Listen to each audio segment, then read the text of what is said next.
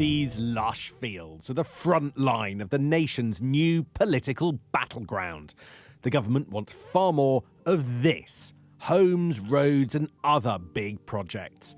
But all over the country, local campaigners are already digging in. That really is unacceptable. It's undemocratic, it's aggressive and a disaster. Please fight to stop this. It should not be built on the Greenbelt.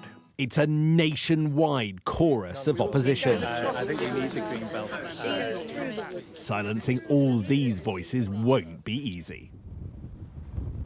A local campaign here in Marks Tay in Essex has fought against development for 5 years. Ministers point out this government's house building target hasn't been met since World War II. On Wednesday, Chancellor Rachel Reeves will reveal her plan to remove the hurdles to building in places like this. But campaign groups won't get out of their way. So when you look at the government proposals, what concerns you so much? Well, it's a war on nature, it's a war on communities, and it's not actually solving the problems that need to be solved. People aren't going to shut up and let this happen, so I think there's going to be a huge amount of pressure on the government going forward. This shows the scale of that pressure. Over 700 local campaigns against building projects dotted all over the country. From opposing a solar plant in Lincolnshire to new roads in Shropshire. The majority are targeting proposals for new homes, including many in the capital, and major redevelopments in one of the country's most built-up areas.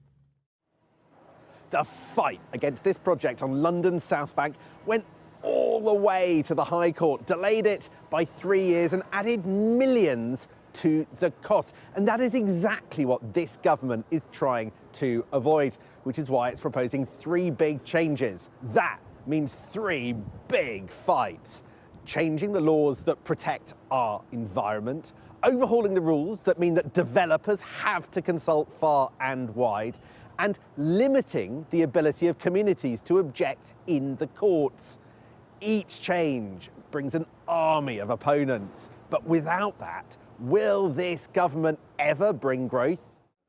There are allies that say that growth can still be green. This does not mean watering down protections for nature.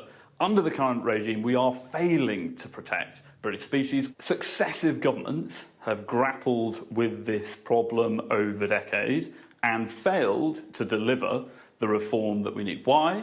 Because NIMBYism is one of the strongest political forces in the country. This government wants its legacy to be buildings and roads on these fields. They say opponents are slowing down the nation's progress. The battle for growth is just getting started. Sam Coates, Sky News, Essex.